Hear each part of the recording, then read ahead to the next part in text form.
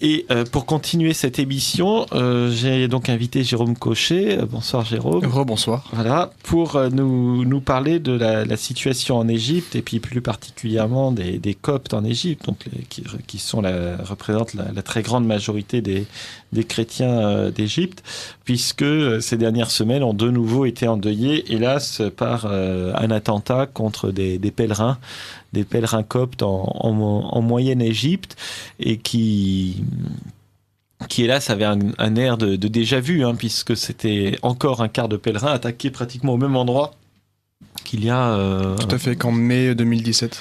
Voilà, qu'il y a 1 an et demi.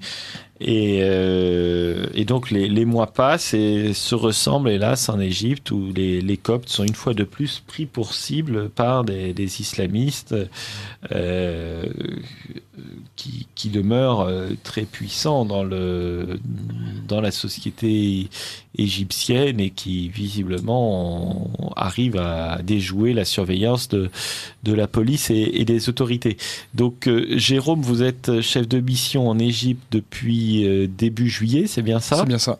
Donc ça fait quelques mois que vous avez découvert l'Égypte. Est-ce que vous pouvez déjà nous dire un petit peu, avant qu'on parle de la situation des Coptes et de l'Égypte en général, donc qu'est-ce que vous faites là-bas ? Quelles sont les activités de SOS Chrétien d'Orient ? Et vous, en tant que chef de mission, qu'est-ce que vous faites là-bas ?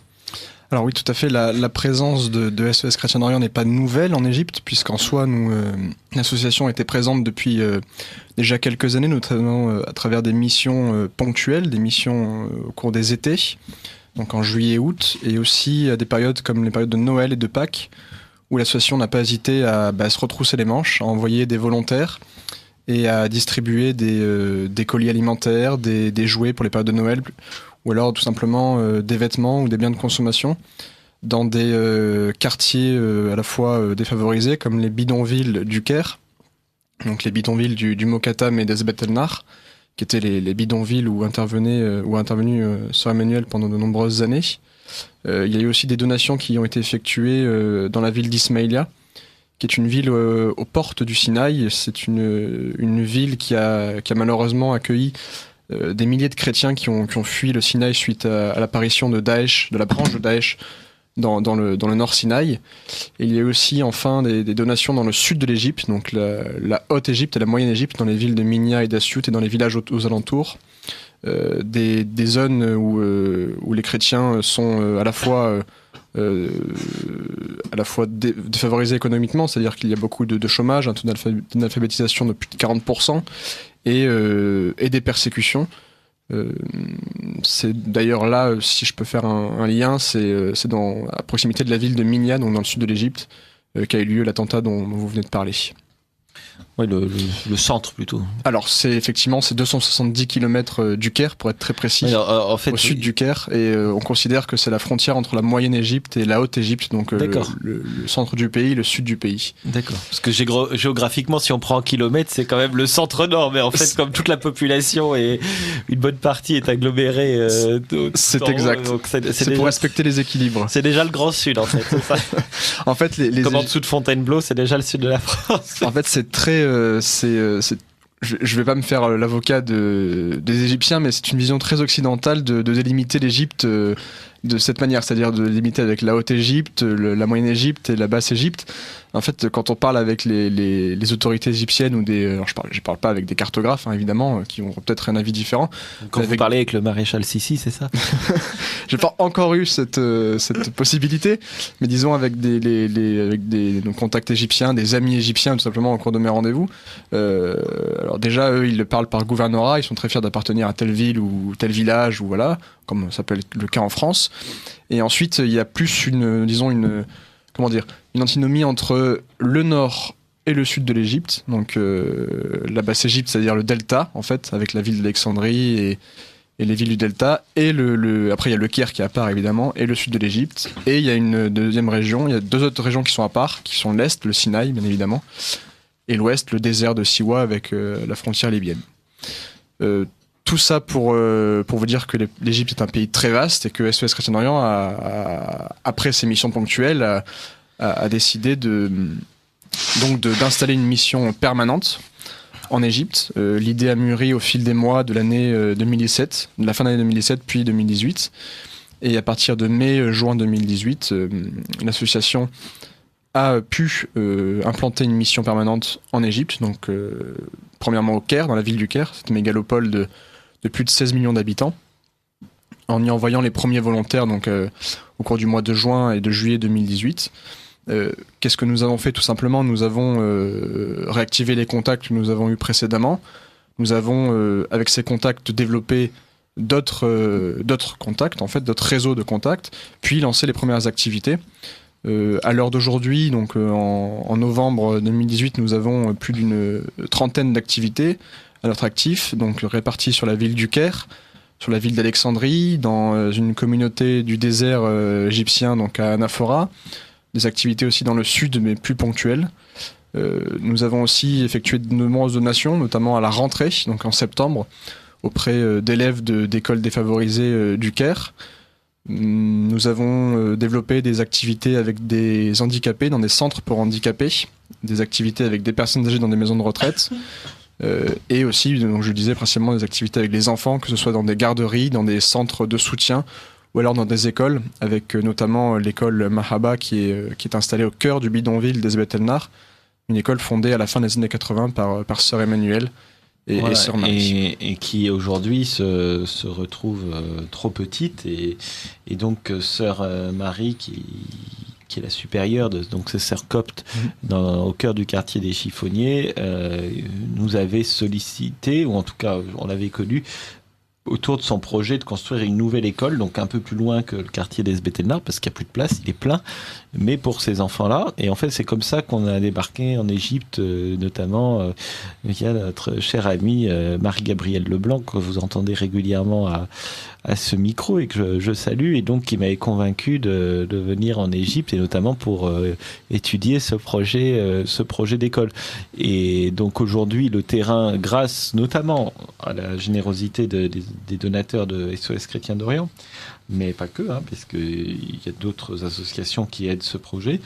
Le terrain est acheté. Maintenant, ils attendent le permis de construire pour commencer les travaux, et c'est pour ça que on a donné un dîner de charité il y a quelques jours, auquel étaient invités donc Sœur Marie et le docteur Adèle pour nous présenter ce projet.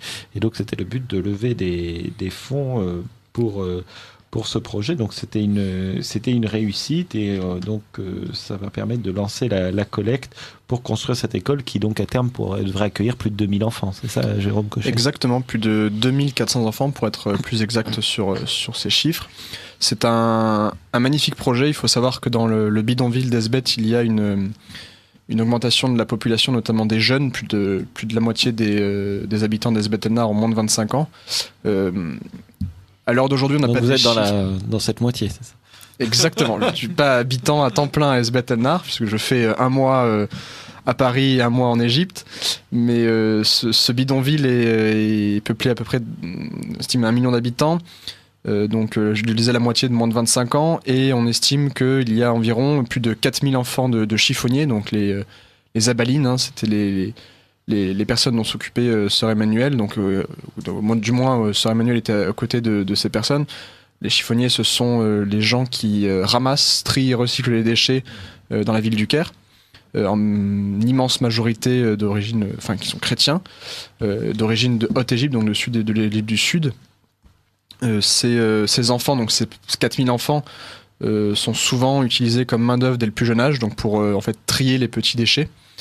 Et c'était la mission première de Sœur Emmanuel, c'est-à-dire aller dans la rue au contact de ces petits-enfants qui marchent pieds nus sur des routes de sable en plein milieu du bidonville pour les extraire de cette condition très difficile, et finalement de les placer dans une école pour qu'ils apprennent les mathématiques, l'arabe, l'anglais, pourquoi pas le français.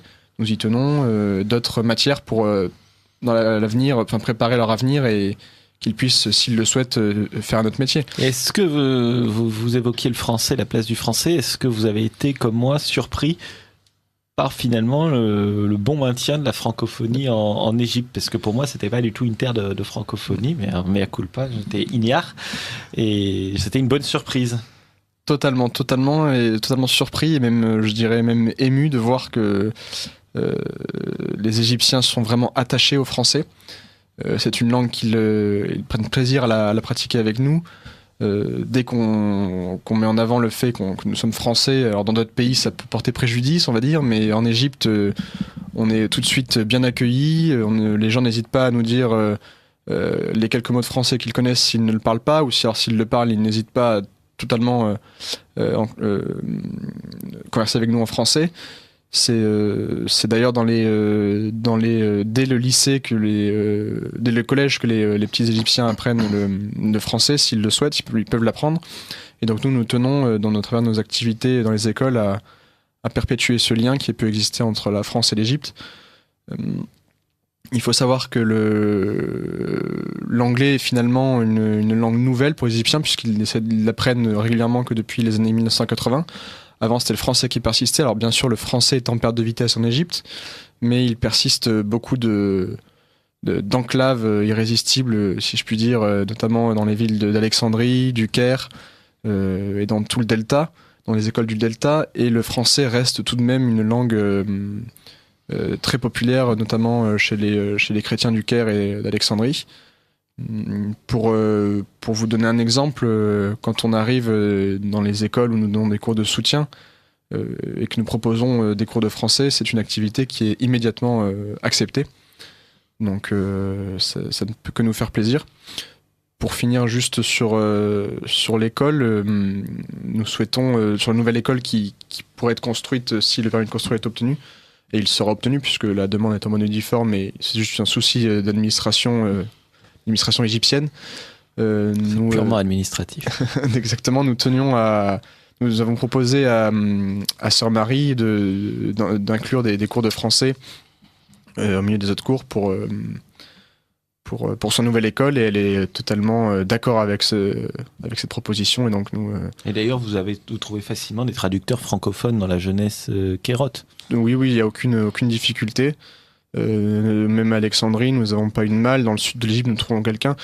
Pour vous citer un exemple, avant de rentrer, j'ai pris le train pour aller dans le sud de l'Égypte. Donc, il faut s'imaginer la gare du Caire avec un monde pas possible. Je vais au guichet avec lequel je vais d'habitude.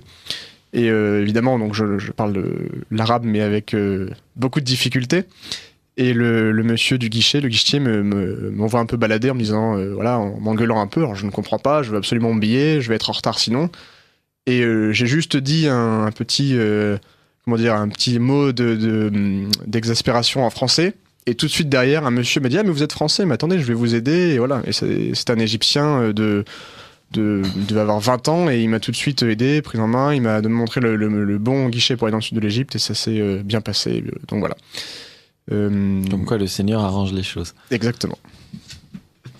Alors, vous écoutez Radio Courtoisie, le libre journal de la plus grande France de Benjamin Blanchard. Dans cette seconde partie d'émission, je reçois Jérôme Cochet, chef de mission pour SOS Chrétiens d'Orient en Égypte, et donc qui nous parlait des activités de la mission de SOS Chrétiens d'Orient en Égypte.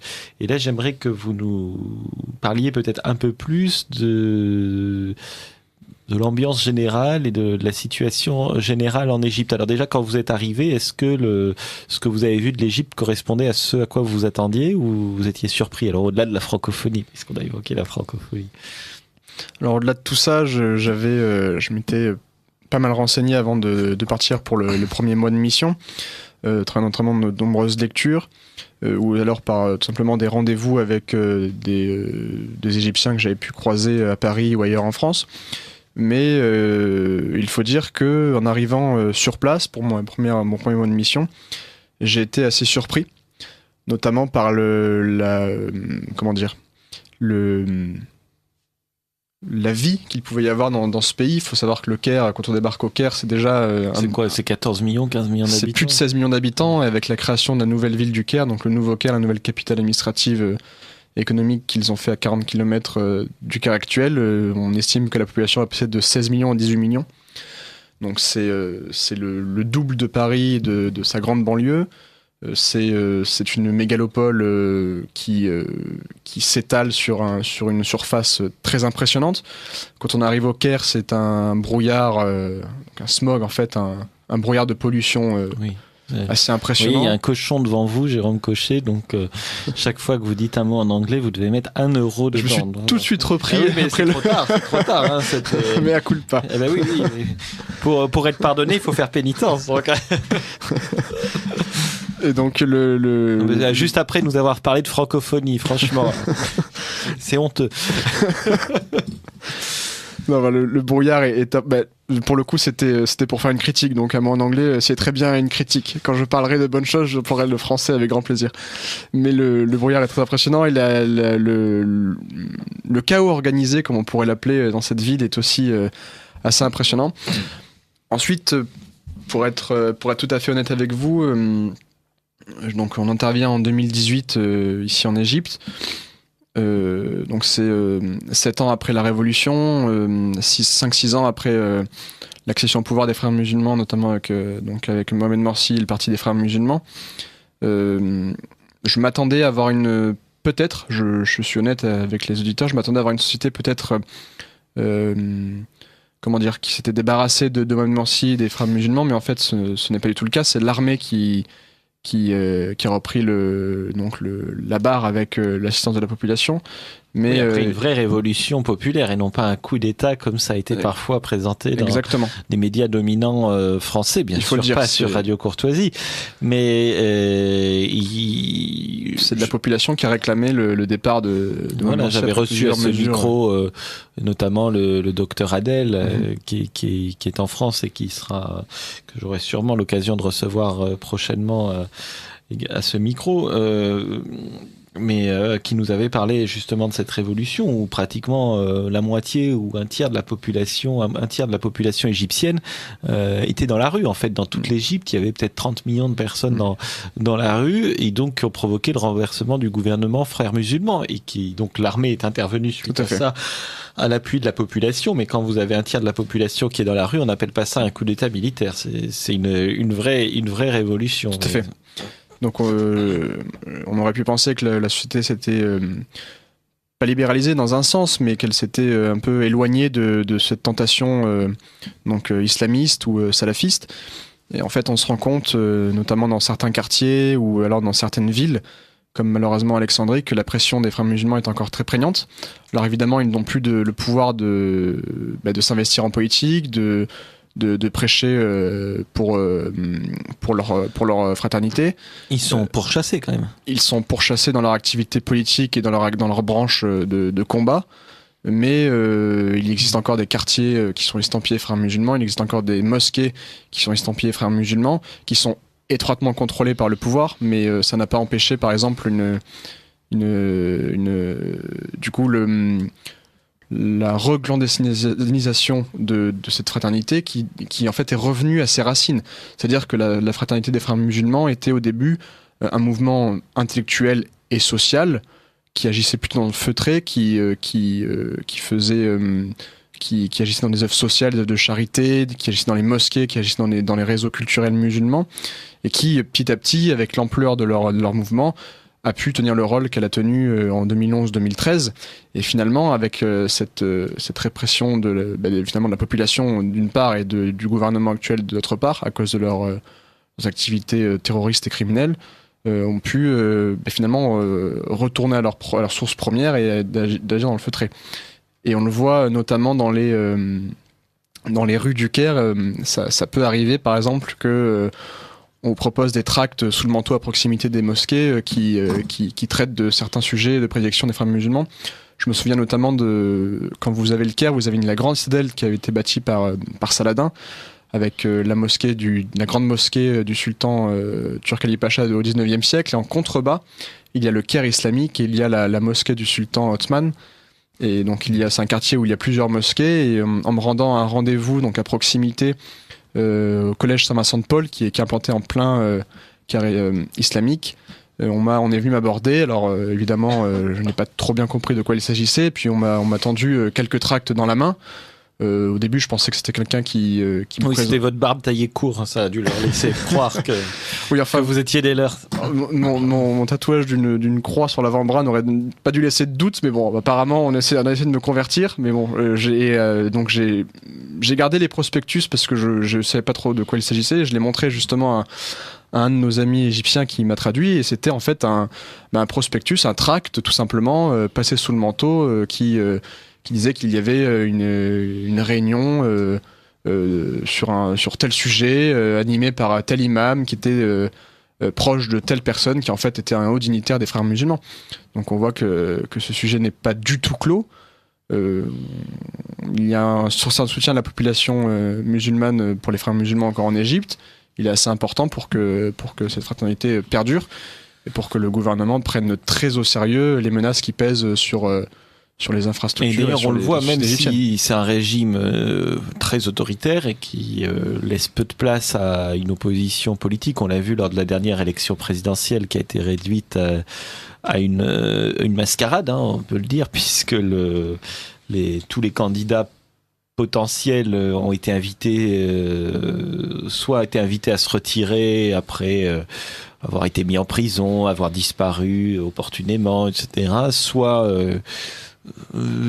se sont retirés d'eux-mêmes sans qu'on sache très bien pourquoi. Donc évidemment, le président sortant a été réélu avec un score de maréchal, ce qui est le cas de le dire. Mais malgré ce contrôle très très strict de la vie politique, en fait, on voit bien qu'il n'a pas tellement les mains libres et qu'ils ont du mal à passer certaines choses. Et on voit par exemple sur tout ce qui touche à la religion. Je vais prendre 2 exemples. Le premier, une loi qui était très très attendue par les chrétiens, c'était une nouvelle loi sur la construction de bâtiments religieux, puisque sous l'ancien régime, donc du temps de Moubarak, il y avait un nombre limité d'édifices religieux qui pouvaient être construits ou rénovés. Donc en fait, c'était très restrictif par année, et chacun devait être signé par le président de la République lui-même. Donc c'était décret présidentiel, tout à fait. Voilà, décret présidentiel. Donc c'était au compte-gouttes. Quand il y a eu le régime des frères musulmans, alors là c'était 0. Et ensuite, voire moins. Voilà, c'était plutôt on détruit plutôt qu'on en construit. Et ensuite, quand il y a eu la seconde révolution, donc avec Sisi, alors au début, il a abrogé l'impossibilité d'hériter des frères musulmans, et donc ça a un peu construit à tour de bras. Ils ont profité d'une libéralisation de facto, à défaut d'être de jure. Et donc les chrétiens espéraient que la nouvelle loi soit beaucoup plus favorable, et le projet était un peu mieux que ce qu'il y avait du temps de Moubarak, mais sans être tout à fait satisfaisant. Et puis finalement, ça a été retoqué au Parlement, même si c'est le parti au pouvoir qui est ultra majoritaire, avec la plupart des sièges. Mais il doit y avoir aussi des éléments très religieux dedans, puisqu'ils ont renié le texte. Et finalement, on est revenu pratiquement à la situation du temps de Moubarak. Donc, c'est-à-dire une situation à peine meilleure et qui en tout cas n'est pas satisfaisante. Et le deuxième exemple que je voulais donner, c'est la loi sur les prêches du vendredi à la mosquée, puisque le ministre des Waqf, donc c'est-à-dire des biens, le ministre des religions, oui, en fait, c'est du culte un peu. Le ministre du culte, c'était il y a à peu près 1 an, avait eu cette idée qui, vu de l'extérieur, peut nous sembler quand même un peu bizarre, mais bon, ça, en tout cas, on comprend très bien quel était l'objectif de la loi, qui était de dire, chaque vendredi, le prêche sera le même dans toutes les mosquées du pays et sera écrit directement, alors je sais plus si c'était par le cheikh d'Al-Azhar. Voilà, donc par le cheikh d'Al-Azhar, et donc évidemment sous le contrôle du ministère des Waqf, du ministère des cultes. Et donc ils avaient prévu d'envoyer le sermon à toutes les mosquées, et que chaque imam se contente de lire le texte écrit par le grand moufti.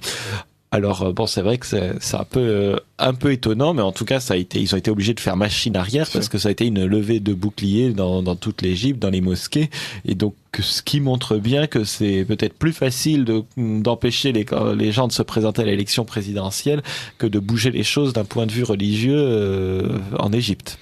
Tout à fait, en Égypte, il est plus facile de faire des manœuvres de cabinet dans des palais présidentiels plutôt que d'aller à l'encontre du peuple égyptien massé dans les rues ou dans toutes les avenues bien endoctrinés.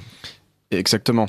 Les exemples que vous avez cités sont très frappants puisque les chrétiens ont majoritairement soutenu effectivement la deuxième révolution en soutenant l'éviction de Morsi des frères musulmans et en militant pour un renouveau politique. Ils ont même été égyptien. Un peu moteurs. Oui, tout à fait. Les premiers à descendre dans la rue. Oui, les premiers qui sont descendus donc place Tahrir et donc sur les places emblématiques et les rues emblématiques de la révolution égyptienne. Le président Sisi avait dès le départ donné des gages en disant qu'il fallait remodeler cette loi, en disant que les structures actuelles avaient besoin soit de rénovation, soit d'amélioration, ou alors de nouvelles constructions d'églises. C'était nécessaire. On estime actuellement un évêque copte me citait actuellement le chiffre de 3000 églises à travers le pays. Et il me disait qu'il fallait à peu près, au vu du nombre de chrétiens en Égypte, il fallait à peu près ne serait-ce que le double, donc 6000 églises, 3000 églises en plus, donc arriver au chiffre de 6000 églises pour déjà pouvoir accueillir, disons, de manière, alors même pas espacée, mais de manière... Alors ça, c'est très important ce que vous dites, parce que ça amène une question, mais pourquoi ? Et en fait, pourquoi ce besoin important en Église ? C'est parce que la démographie des chrétiens est très importante, en fait. Oui, tout à fait. C'est important de le souligner. Les Coptes ont en moyenne entre 3 et 4 enfants. Ils pratiquent une foi, pour le coup, que peut-être en Occident on a pu oublier, mais ils vont régulièrement à l'église, ne serait-ce que plusieurs fois par semaine. Peut-être c'est sur l'ensemble, mais si on prend les quartiers pauvres, on est... Ah oui, moi je vous citais une moyenne évidemment sur les quartiers pauvres, dans les bidonvilles ou dans les villages du Sud, on arrive facilement à 6-7 enfants. Quand on voit à Samalout, c'est facilement des familles de 8-10 enfants. Effectivement, en Moyenne-Égypte, là où si vous avez cité, oui, mais dans les bidonvilles du Nord ou du Caire, on arrive à 8-9 enfants. Oui, ils font beaucoup d'enfants. D'ailleurs, le pape Shenouda, donc l'ancien pape copte dans les années 80, n'avait pas hésité, envoie de nombreuses lettres à inciter les coptes, les chrétiens à faire beaucoup d'enfants, à ne pas refuser l'enfant qui venait. Alors, ça a porté ses fruits, hein. Totalement. D'un point de vue strictement démographique, ils étaient 5% il y a 50 ans, ils sont 17%, 15 ou 15-17%. Même si les chiffres ne sont pas vérifiables d'un point de vue qualitatif, parce qu'on n'a pas de chiffres exacts, mais on estime qu'il y a actuellement entre 12 millions et 17 millions de chrétiens. En Égypte... On le constate en marchant dans la rue, parce que globalement, là, sauf dans les quartiers aisés, mais quand on est dans des quartiers pauvres, les seules femmes qui ne sont pas couvertes, ce sont les chrétiennes, et on voit quand même qu'il y en a un certain nombre. Tout à fait. Ou alors, si c'est des femmes couvertes, même elles peuvent sortir de l'église, puisque les femmes coptes se couvrent lors des messes. Oui, alors les églises sont régulièrement très fréquentées, Je sais les deux, mais les deux mots peuvent aussi aller de pair. Je me souviens de ma première messe copte. Déjà, je suis resté debout au fond de l'église, alors que je suis arrivé 10 minutes avant. Et vous n'étiez pas chez les Russes. Début de la messe. Et je n'étais pas chez les Russes. Et c'est vraiment alors l'église était assez impressionnante. Je dirais au bas mot qu'elle pouvait accueillir plus de 500 fidèles. Et donc les places assises étaient toutes prises d'assaut. Les gens se serraient. Évidemment, les femmes prenaient leurs filles sur leurs genoux. Les pères faisaient la même chose avec leurs fils. Les gens étaient debout au fond de l'église. Il y avait d'autres personnes encore à l'extérieur de l'église. Et ces personnes demandaient à pouvoir rentrer de temps en temps pour un peu suivre la messe. Alors c'était très impressionnant, c'était un peu aussi un choc, l'un des premiers chocs culturels que j'ai eu avec l'Égypte, de voir cette ferveur dans les églises et aussi notamment, on y reviendra peut-être tout à l'heure, mais dans les monastères. Puisqu'il y a de nombreux monastères en Égypte, notamment dans les déserts, et il y a une fréquentation exceptionnelle, que ce soit au niveau des visiteurs que des moines. Et alors on a évoqué un peu l'avenir avec cette démographie qui qui est au moins, en tout cas pas défavorable, mais qui est même plutôt favorable aux chrétiens. Et en tout cas, c'est très différent des pays du Proche-Orient, oui, où les chrétiens sont dans une situation inverse, avec une démographie défavorable par rapport aux musulmans. Est-ce que ces attentats récurrents et fréquents, et ciblés en fait contre les chrétiens, contre les Coptes, quel effet produisent-ils sur la population? Est-ce que c'est des espoirs, ou est-ce qu'au contraire ça les rend encore plus combatifs, ou est-ce qu'ils sont résignés, ils sont surpris, ils sont pas surpris? On pourrait s'attendre à leur place, de par les expériences qu'on a eues en Occident, ou alors de par si les personnes, les auditeurs ou les gens que nous pouvons connaître sont allés en Syrie, en Irak, notamment dans le cadre des volontariats avec SOS Chrétien d'Orient, on aurait pu s'attendre à ce que les chrétiens nous disent voilà, c'est un énième attentat contre nous parce que nous sommes chrétiens, nous n'avons qu'une seule envie, c'est rejoindre les États-Unis, la France, l'Angleterre ou l'Australie. Il se trouve que la communauté chrétienne copte est très présente déjà à l'étranger.